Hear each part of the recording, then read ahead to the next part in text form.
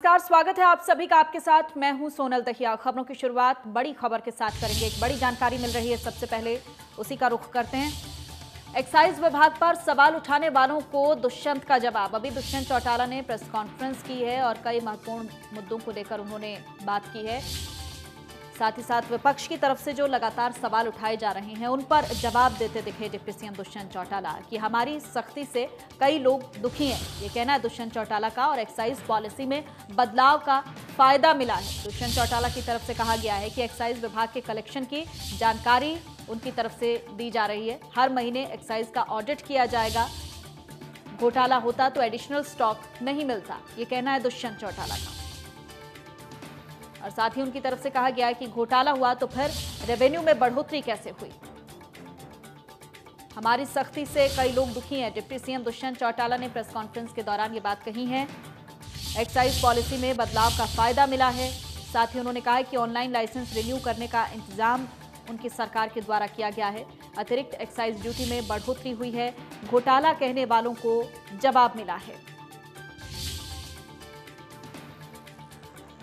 27 करोड़ 33 लाख अतिरिक्त excise duty मिली है और पहली तिमाही में 262 करोड़ से ज्यादा का राजस्व मिला है। दूसरे राज्यों के मुकाबले हरियाणा में कलेक्शन ज्यादा हुआ है।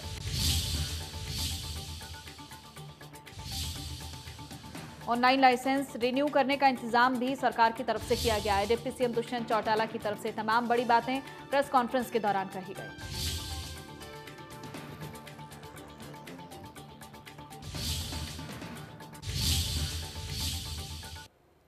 और खबरों में आगे बढ़ेंगे। कांग्रेस प्रदेशाध्यक्षा की तरफ से भी, और चलिए इसी बीच एक और बड़ी खबर का रुख करेंगे।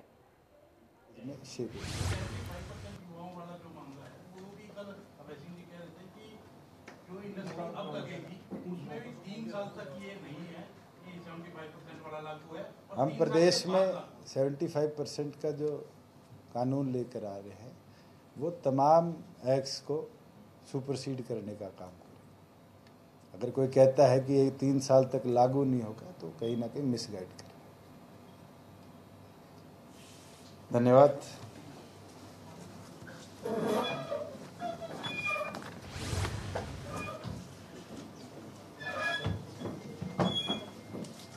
आपने नाश्ता है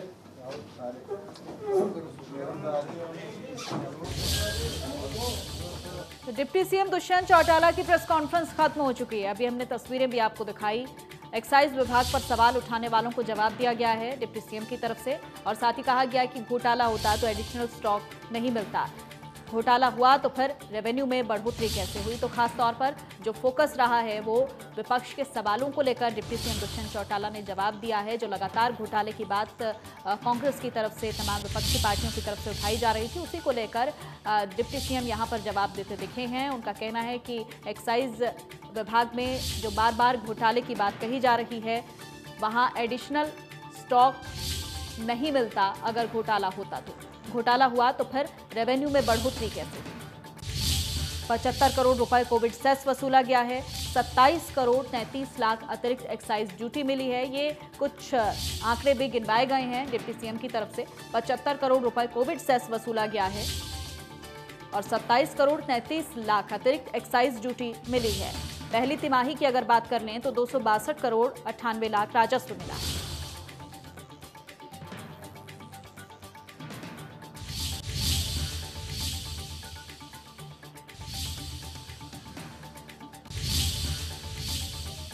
और चलिए सीधा रुख करेंगे रतिया से इस वक्त की बड़ी खबर का। रतिया से एक बड़ी जानकारी मिल रही है। इसी बीच रतिया में बिजली विभाग की टीम पर जानलेवा हमला किया गया है। रतिया से बड़ी खबर, बिजली विभाग की टीम पर जानलेवा हमला। लांबा ढाणी में बिजली चोरी की शिकायत के लिए टीम गई थी और वहां पर टीम पर हमला किया गया है।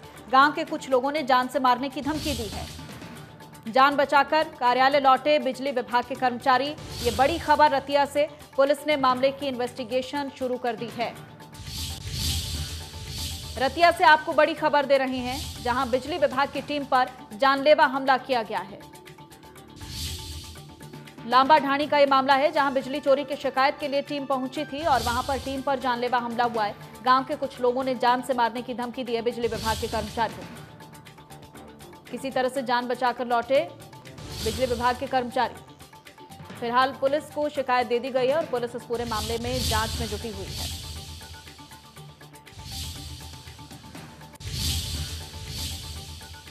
और वहीं कांग्रेस प्रदेश अध्यक्षा कुमारी सैलजा ने सरपंचों पर राइट टू रिकॉल के लिए डिप्टी सीएम के प्रस्तावित बिल को एक अलोकतांत्रिक कदम बताते हुए इसे सिरे से नकार दिया है। वो नारायणगढ़ में नगर पार्षद प्रवीण नामदेव के आवास पर मीडिया के सवालों का जवाब दे रही थी। उन्होंने कहा कि ये गलत कदम है जिन्हें लोगों ने चुना है, उसे आप मौका भी ना दें। वैसे भी सरकार ने सरपंचों की सभी शक्तियां छीन रखी हैं, 1 लाख से ऊपर के टेंडर लगाते हुए जो महीने लटके रहते हैं। सैलजा ने सवाल उठाया है कि क्या सांसद और विधायकों को भी इसके दायरे में लाया जाएगा।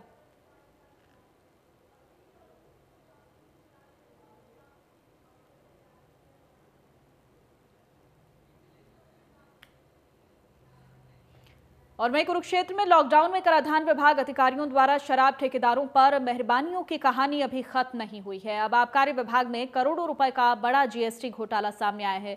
जिले के अब तक के सबसे बड़े जीएसटी धांधलेबाजों में सेल टैक्स विभाग के एक अधिकारी ने 64 करोड़ के फर्जीवाड़े यानी कि रिफंड के शपथ पत्र के बावजूद मामला उजागर होने पर भी विभाग कुंभकर्ण की नींद में सोया है।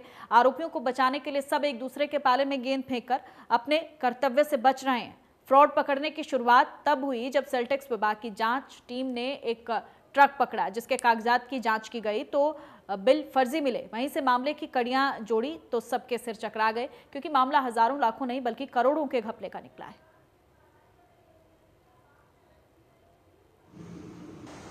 मुझे यही पता लगा कि जीएसटी का भी इन्होंने बहुत बड़ा फ्रॉड कर रखा है। इन्होंने एक स्टालवर्ट के नाम से कंपनी बना रखी है गांव व्यारा में, जिसमें ये जीएसटी की चोरी करते हैं, जिसके बारे में जीएसटी के दोनों डिपार्टमेंट, सेंट्रल और स्टेट गवर्नमेंट, इनके खिलाफ कार्रवाई कर रही थी। और वहां पर Tarachand excise and taxation officer ने एफिडेविट दिया कि 63.76 करोड़ रुपए का टैक्स की इन्वॉल्वमेंट हम निकाल चुके हैं और ये बहुत ऊपर तक जा सकती है। और इन्होंने 2 साल में करीब 700 करोड़ रुपए का बिजनेस, एग्जैक्ट फिगर मेरे पास उसमें है, क्या नाम कॉपी है मेरे पास एफिडेविट की, वो मैं आपको दे देता हूँ। 700 करोड़ रुपए का फर्जी फर्मों से बिजनेस किया है।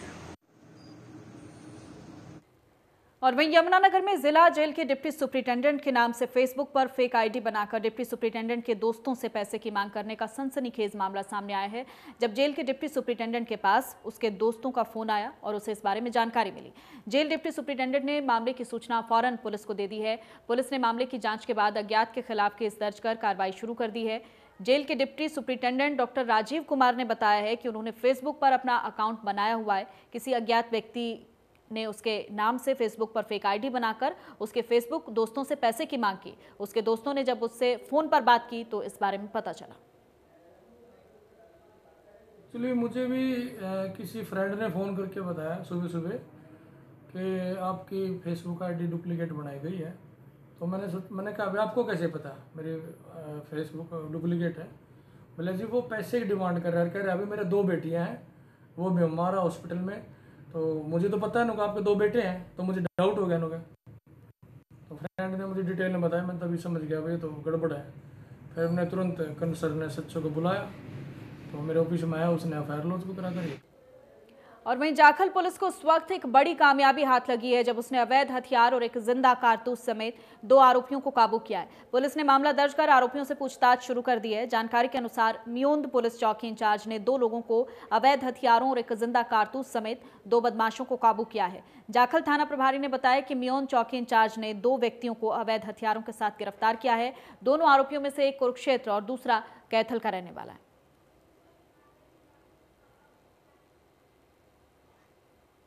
एक नाजायज असला कट्टा बिना लाइसेंसी व एक जिंदा कारतूस बरामद चौकी इंचार्ज सुरेश कुमार ने किया है। जो नेक्स्ट आईओ थाना जाखल से एएसआई ईश्वर कुमार जी हैं, जिन्होंने आज उनको पेश किया था और 1 दिन के पुलिस रिमांड पर हैं, ताकि जहां से भी ये चीज़ खरीदी गया उसका पता चल सके। और पंचकुला की न्यू चंडीगढ़ कॉलोनी खरड़ के जंगलों में खून से लथपथ लाश मिलने से इलाके में हड़कंप मच गया है। युवक के पास से मिले लाइसेंस के मुताबिक युवक एमएएस कमांड अस्पताल कॉलोनी का रहने वाला है, जिसकी पहचान 28 साल के सनी के तौर पर हुई है।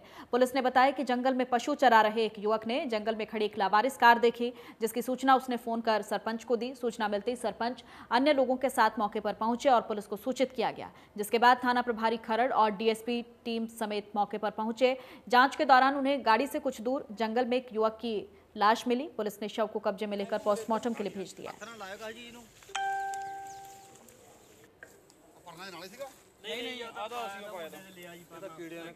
और वहीं कैथल में युवाओं में हुक्का पीने का क्रेज लगातार बढ़ता जा रहा है। पहले हुक्के को गांव परिवार में बड़े बूढ़े बुजुर्ग लोग ही पीते थे।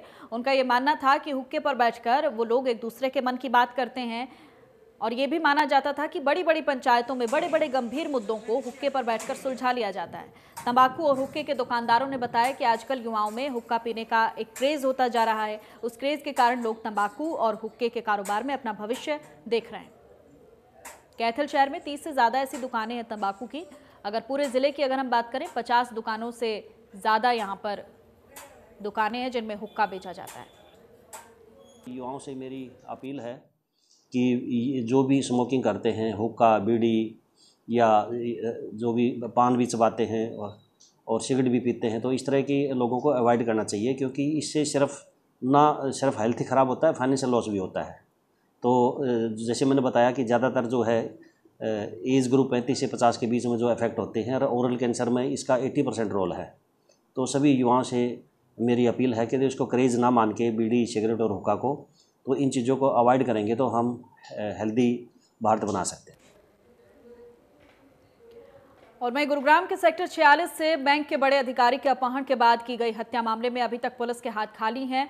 पुलिस हत्या के आरोपियों तक अभी नहीं पहुंच पाई है। आपको बता दें कि गुरुग्राम के सेक्टर 46 में रह रहे एक बैंक के बड़े अधिकारी का 5 अगस्त को घर के बाहर से अपहरण कर लिया गया था और उसके बाद उसकी हत्या कर दी गई। अपहरण और हत्या के इस पूरे मामले में अभी तक पुलिस आरोपियों की तलाश में जुटी हुई है, लेकिन पुलिस ये मालूम नहीं कर पाई है कि आखिरकार धीरज अहलावत की हत्या क्यों की गई थी। हालांकि मामले की गंभीरता को समझते हुए गुरुग्राम पुलिस की तरफ से इसमें एक एसआईटी गठित की गई है, जो गुरुग्राम पुलिस के एसीपी क्राइम के नेतृत्व में गठित की गई है। और इस पूरे मामले में पुलिस धीरज अहलावत के दोस्तों और उसके परिजनों से भी जानकारी इकट्ठा कर रही है।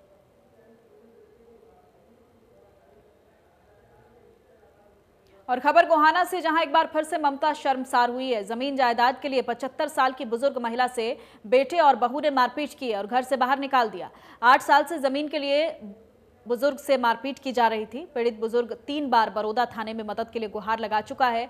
बार बार शिकायत देने के बाद भी पुलिस ने कार्रवाई नहीं की। पीड़ित ने डीएसपी से शिकायत की है। डीएसपी ने कार्रवाई के आदेश दिए हैं।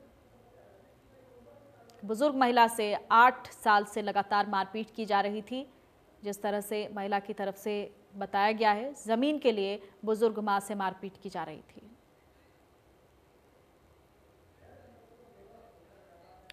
और चलिए अब नजर डालेंगे इस वक्त की सुर्खियों पर। प्रस्तुत करता है हेम पुष्पा। इम्यूनिटी बढ़ाए, स्वस्थ बनाए, महिलाओं की नंबर 1 आयुर्वेदिक औषधि व टॉनिक। फिर टूटा कोरोना का रिकॉर्ड। एक दिन में दर्ज हुए 76,000 केस, 1,000 से ज्यादा की मौत। संक्रमितों का आंकड़ा 33 लाख के पार।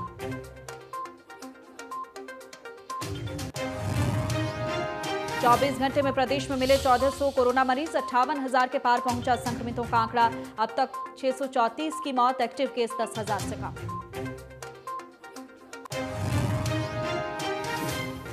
आज होगी जीएसटी काउंसिल की 41वीं बैठक। आर्थिक तंगी से जूझ रहे राज्यों को जीएसटी का मुआवजा देने पर हो सकती है बहस। फंड जुटाने के प्रस्तावों पर हो सकता है विचार। कम बच्चों के चलते बंद किए गए स्कूलों में से 8 स्कूल दोबारा खोले गए। विभाग ने जारी किए पत्र। 20 से कम बच्चों की वजह से बंद हुए थे कई स्कूल। दहेज के लालच में पत्नी का कत्ल करने वाला गिरफ्तार। पलवल पुलिस ने सास ससुर और जेठ जेठानी पर भी दर्ज किया है मुकदमा। हत्या कर फंदे से लटकाने का।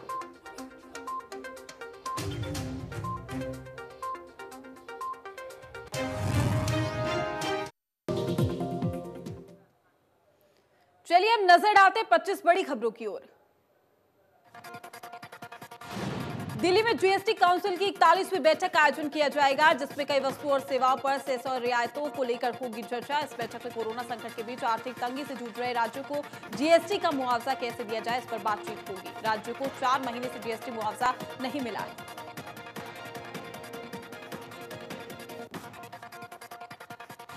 पूरी दुनिया में 2 करोड़ 43 लाख कोरोना मरीज आए हैं सामने। अब तक कोरोना से 8,29,664 मरीजों की मौत हुई है। 1 करोड़ 68 लाख से ज्यादा लोग हुए रिकवर।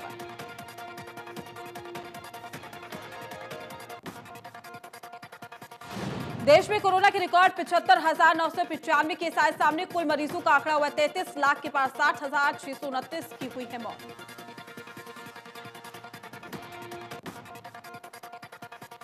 दिल्ली में फिर बढ़े कोरोना के मरीज। एक दिन में सामने आए हैं 1,693 नए केस। 17 लोगों की मौत। कुल मरीजों का आंकड़ा हुआ है 1,65,764। हरियाणा में कोरोना के लगातार बढ़ रहे मरीज। एक दिन में सामने आए हैं 1,397 नए केस। 11 लोगों की हुई है मौत। प्रदेश में 9,758 केस एक्टिव।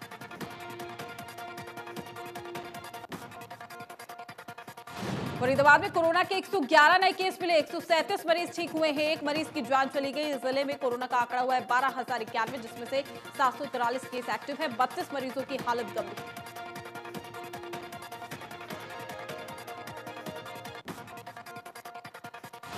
यमुनानगर में कोरोना के 79 नए केस मिले हैं। इनमें काफी मामले नगर निगम कर्मचारियों से जुड़े हुए हैं। जिले में पॉजिटिव केस की संख्या 568 हुई है।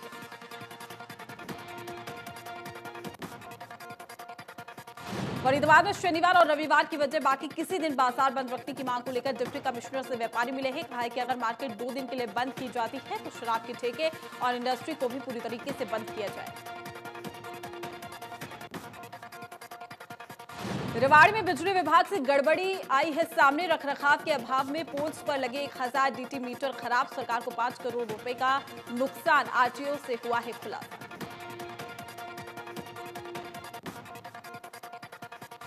पंचकुला में आशा वर्कर्स ने अपनी मांगों को लेकर विधानसभा की ओर कूच किया है। वर्कर्स अपनी मांगों को लेकर 7 अगस्त से हड़ताल पर है, धरना दे रही है।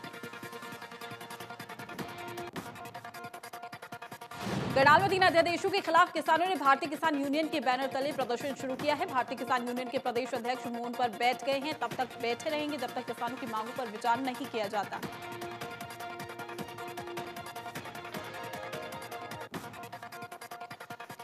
यमुनानगर के एक व्यक्ति ने अपनी बेटी की स्कूल फीस भरने के लिए फाइनेंसर से 10,000 रुपए ब्याज पर लिए हैं। पैसे वापस नहीं देने पर फाइनेंसर के करींदों ने युवक का अपहरण कर लिया और मारपीट की।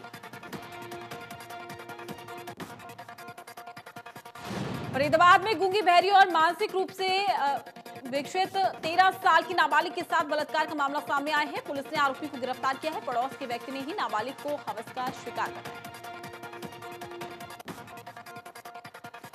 पानीपत के गांव आदमी में एक परिवार धर्म परिवर्तन करने को मजबूर है। परिवार के लोगों का आरोप है कि गांव के लोग मंदिर में जाने नहीं देते। अगर कोई सदस्य जाता है तो उसके साथ मारपीट की जाती है। 14 साल से दुर्व्यवहार हो रहा है।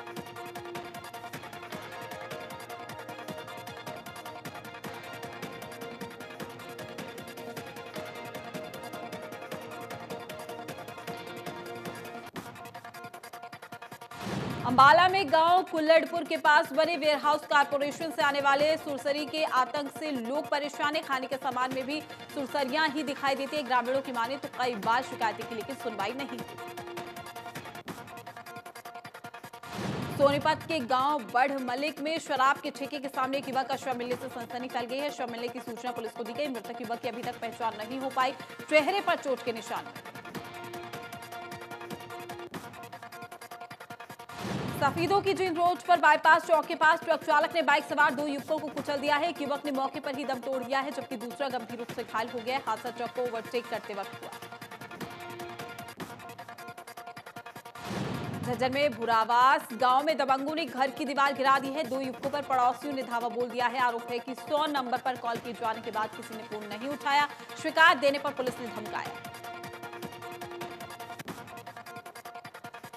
पलवल में पुलिस ने पत्नी का हत्यारा गिरफ्तार किया है। आरोपी ने दहेज के लालच में आकर पत्नी की हत्या कर दी थी। पुलिस ने 2 महिलाओं सहित 5 लोगों के खिलाफ केस दर्ज किया था। करनाल के समोरा गांव में 16 साल का युवक पश्चिमी यमुना नहर में डूब गया है। गोताखोरों की मदद से युवक को ढूंढने की कोशिश की जा रही है। युवक पास के खेत में काम करने के बाद नहर में हाथ धोने के लिए आया था। गोहाना में एक बार फिर से ममता शर्मसार हुई है। जमीन जायदाद के लिए 75 साल की बुजुर्ग महिला से बेटे और बहू ने मारपीट की और घर से बाहर निकाल दिया। 8 साल से जमीन के लिए बुजुर्ग के साथ मारपीट की जा रही है। पीड़ित बुजुर्ग 3 बार बरौदा थाने में मदद के लिए गुहार लगा चुकी है। बार बार शिकायत देने के बाद भी पुलिस ने कार्रवाई नहीं की। पीड़ित ने डीएसपी से शिकायत की। डीएसपी ने कार्रवाई का आदेश दिया। सिरसा में सीआईए पुलिस टीम ने गश्त और ट्रैकिंग के दौरान मोटरसाइकिल सवार महिला सहित 2 लोगों को 3 लाख रुपए की जाली करेंसी के साथ काबू करने में बड़ी सफलता हासिल की। आरोपियों के खिलाफ केस दर्ज कर जांच शुरू कर दी। पलवल में महिला थाना पुलिस ने हनी ट्रैप के मामले में महिला के अलावा 3 लोगों को गिरफ्तार किया है। पुलिस ने आरोपियों से दुष्कर्म के आरोप में फंसाने की धमकी देकर पीड़ित पक्ष से हड़पे गए 2 लाख रुपए भी बरामद किए।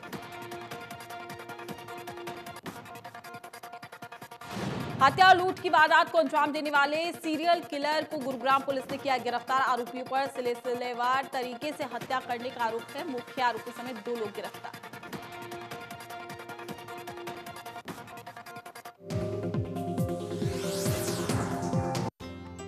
एसोसिएट स्पॉन्सर भांगर सीमेंट, सस्ता नहीं सबसे अच्छा।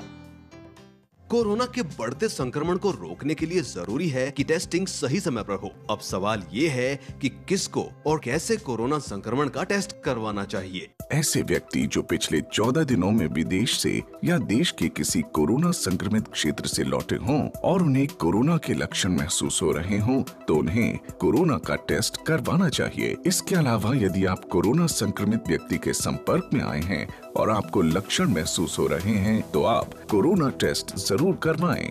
ऐसे गंभीर रोगी जो सांस, निमोनिया और तेज बुखार से पीड़ित हैं उनके लिए भी कोरोना टेस्ट जरूरी है। इसके अतिरिक्त कोविड सेंटर या अस्पताल में कार्य करने वाले स्वास्थ्य कर्मी जिनमें लक्षण हो या जो सीधे तौर पर कोरोना पॉजिटिव केस के संपर्क में हो उन्हें भी 5 से 10 दिन के बीच कोरोना टेस्ट करवाना चाहिए। अब सवाल ये उठता है कि कोरोना का टेस्ट कहाँ करवाएं? हरियाणा के हर जिले में कोरोना टेस्ट के लिए नजदीकी सरकारी अस्पताल में सैंपलिंग सेंटर बनाए गए हैं। आप अपने नजदीकी सरकारी अस्पताल में जाकर कोरोना जांच के लिए सैंपल दे सकते हैं। इसके अलावा कोरोना संभावित क्षेत्रों में हरियाणा सरकार द्वारा मोबाइल वैन से भी कोरोना टेस्ट की सुविधा उपलब्ध करवाई गई है। सैंपलिंग सेंटर की जानकारी आप टोल फ्री नंबर 108 या 1075 से भी ले सकते हैं। सरकारी अस्पतालों में कोरोना टेस्ट निशुल्क है। समय पर कोरोना टेस्ट करवाकर हम इसे आगे बढ़ने से रोक सकते हैं। और हाँ, घबराएं नहीं, मास्क लगाएं, सोशल डिस्टेंसिंग रखें, बार बार हाथ धोते रहें। हम सब मिलकर कोरोना को हरा सकते हैं।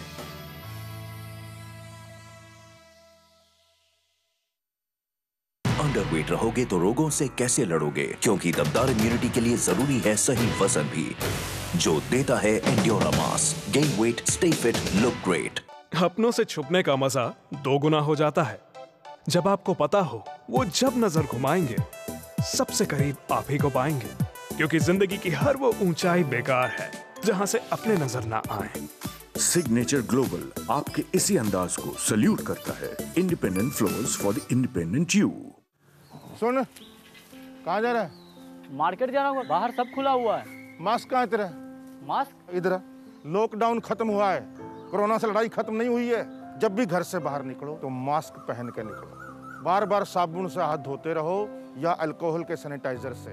जब भी किसी से बात करो, मार्केट में जाओ, कहीं भी जाओ, कम से कम 2 गज की दूरी रखो। खांसी हो, बुखार हो या सांस लेने में तकलीफ हो, तुरंत कोविड हेल्पलाइन नंबर 1075 या 8558893911 पर तुरंत कॉल करो।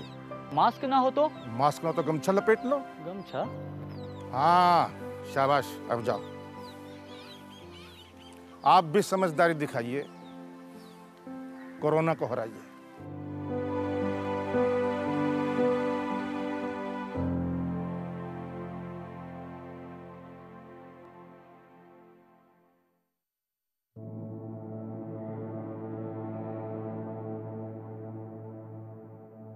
नोवेल कोरोना वायरस महामारी के भय में आज पूरी दुनिया जी रही है। जब तक कोरोना की दवा नहीं बन जाती, तब तक कोई क्या करे?